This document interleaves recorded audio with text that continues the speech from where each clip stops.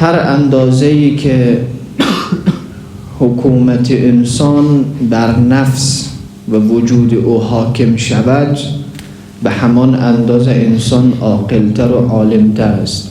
حالا شهوت هم تنها این غریزه جنسی انسان نیست. غریزه جنسی جزء شهوت میشه. شهوت از خود دامنه بزرگی داره. گاهی شهوت به پول است، گاهی به مقام هست، گاهی به جاه هست، گاهی به رفیق هست. شهوت به معنای میل، اشتیاق پیدا کردن. انسان به طرف یک چیزی اشتیاق پیدا میکنه. خب در خود اصل منشأ شهوت نعمت است.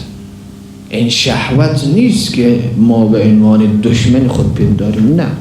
این شهوت خودش نعمت هست. در آغاز و پیدایش خودش میشه نعمت از سوی خدای متعال.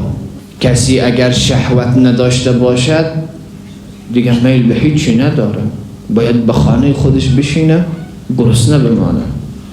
خب اون کسی که شهوت دارد میره به طرف کار، میره به طرف دکان، میره به طرف یعنی وسیله، حالا شهوت را بگیریم وسیله ارتزاق انسان هست. یعنی انسان توسط شهوت میتواند غذا بخورد، میتواند محبت بکند با دوست، رفیق، همسایه و همه. قوه دیگری که داریم قوه غضبیه انسان هست. قوه غضبیه انسان از نوامیس انسانیت دفاع میکنه، به منزله سپر دفاعی انسان هست. کسی اگر این قوه غضبیه را به جای خودش درست استعمال کنه، در واقع دفاع کردم از خودش هم از دینش. اما این قوه غضبیه انسان که غضب میکنه انسان اگر درست دفاع نشه، خب کار حرام و اشتباهی انجام داده.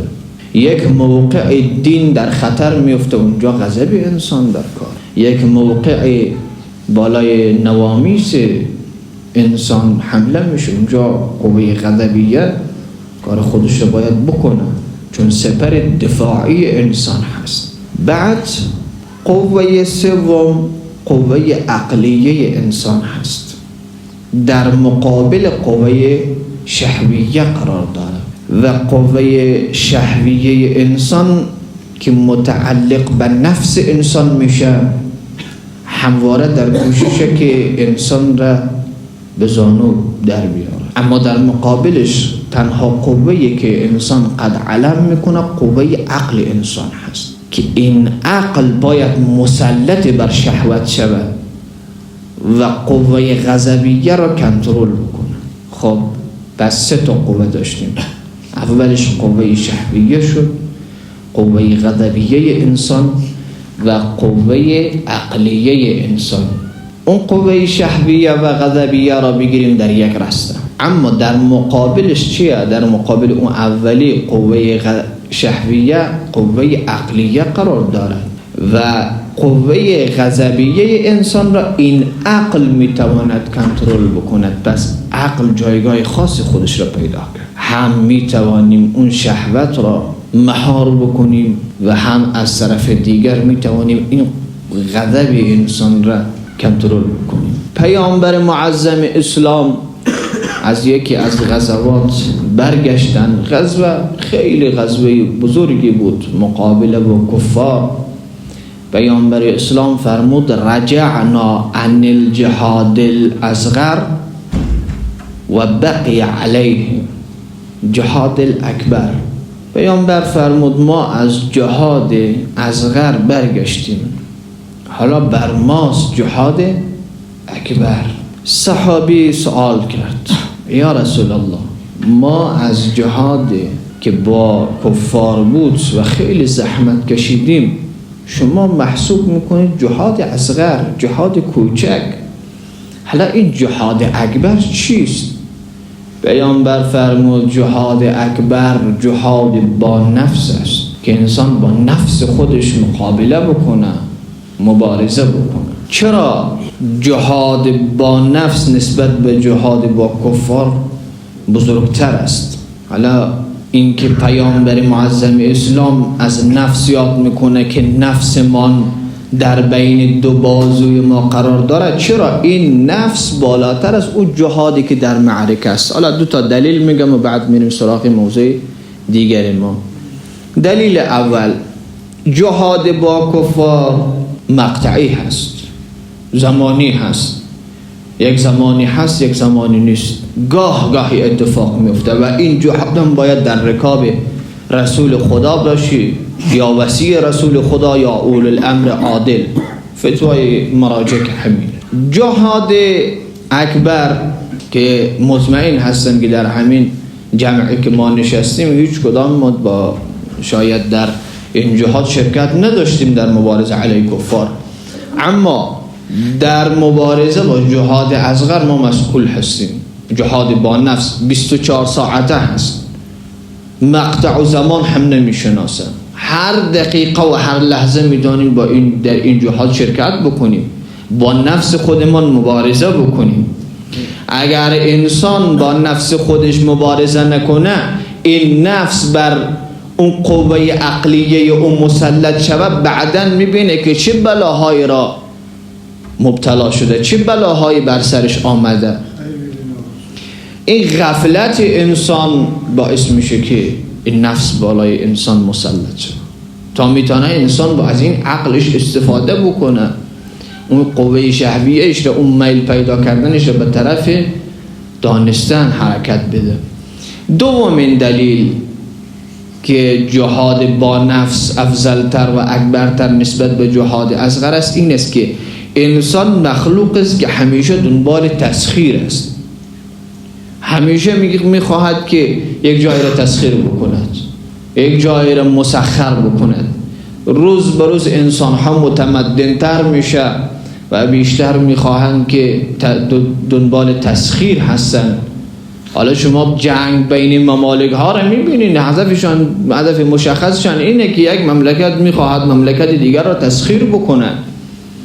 یک انسان میخواهد رفیقش همیشه تحت سیطره او باشد. یک پدر میخواهد که خانوادهش همیشه طبق حرفای او حرکت بکند. یک جوان میخواهد که روزهایش مطابق میل او به حرکت بکند، به حرکت بیاید. پس انسان موجودی است که همیشه تسخیر را دوست دارد. توقعات انسان اینه که باید هر کاری انجام داد باید مطابق میل انسان باشه. همیشه در حال جنگ و نبرد انسان تا یک چیزی را تسخیر بکنه، اما با این همه قوا و قوتی که انسان دارد، با این همه قوا و قوتی که انسان دارد، نمیتواند انسان اون چیزی که خدای متعال حرام کرده انجام ندهد. شما ببینید یا توجه کنید بر ممالک دیگر، ممالک که اونجا قانونی از اسلام نیست، به ندرت هست. حتی گاهی هم مسلمان ها نستعیذ بالله شراب نمیتونن نخورن، مواد مخدر نمیتونن استعمال نکنن. اینا همیشون اینه که نفس انسان بر او غلبه کرده. پس با همه این تعابیری که کردیم حالا سوال میپرسیم که عاقل پس کیست؟ عاقل اون کسی نیست که در زمان سابق دستانش را به جیب کرتیش مینداخت، حالا مدرن تر شده دستانش را در جیب پتلونش میندازه. نه، این عاقل نیست. عاقل کسی است که حالا بیایم همین تعریف عاقل را از خود قرآن بکنیم، از خود قرآن بپرسیم. ای قرآن خدا، ای کتاب وحی، ای کلام الهی، تو برای ما بگو که عاقل کیست؟ پس اونجا خدای متعال میفرماید عاقل کسی است که گوش دارد، چشم دارد، زبان دارد. حالا این گوش داشتن و زبان داشتن و چشم داشتن به تعبیر دیگری است، نه اینی که تعبیر ظاهری و جسمی ما باشد. چشم ظاهری داریم، نه این تعبیر نیست. زبان ظاهری داریم، لسان داریم، دست داریم، پا داریم، نه این تعبیر قرآن نیست. تعبیر قرآن این است: صم بکم عمی فهم لا یعقلون. در سوره بقره است، 2 آیت آمده به همین مضمون. یکیش لا یعقلون، دیگرش چیه؟ لا یرجعون. خدای متعال میفرماید نابینا هستند، ناشنوا هستند، گنگ هستند، لال هستند، کسانی اونایی که عقل ندارن. تفسیر این آیت را میایم از آیت دیگر میکنیم. اونجا خدای متعال میفرماید بسم الله الرحمن الرحیم الذین یستمعون القول فیتبعون احسنه اولئک الذین هداهم الله و اولئک هم اولو الالباب. انسان همه سخنان نمیشنوه، ولی انسان عاقل کیه؟ انسان عاقل اون کسی است که همه سخنان را گوش بدهد. تعبیر قرآنه، همه سخنان را گوش میدهد، اما به کدامش عمل میکنه؟ به اون حقیقت، راه حق را. پس عاقلان اصلی همینها هستن، همه سخنان را گوش میدهند. حالا یکی از موضوعاتی که اینه که میگه همه سخن را بشنو ولی اون حرف خوبش را بگیر. همه سخنان را انسان بشنوه ولی حرف خوب را بگیره، حرفی که درسته است، حرفی که خوبتر هست اون را باید بگیرد انسان. پس لذا عاقل کسی است و مؤمن کسی است و جهاد با نفس کسی انجام میدهد که پا بر نفس خودش بگذارد، پا بر گناه بگذارد. و عاقل کسی است که حرام نخوره، کاسبی که در کسب کاری هست، دکاندار هست. زمان عاقل میشه و بلوغ عقلی میرسد، زمان جهاد با نفس انجام میدهد که مال رو به چشم مردم نزند. جوانی که در عین جوانی خودش هست، زمانی میتواند به بلوغ عقلی برسد که همه کار حرام و حلال را بداند، تشخیص بدهد. جوانی که میخواهد به جهاد با نفس بره و جهاد اکبر شریک شود، خب نماز باید نمازش ترک نشود. از همین 5 وعده نماز که 3 وقت ادا میشه، خب برای 20 دقیقه برای خدا وقت نداریم.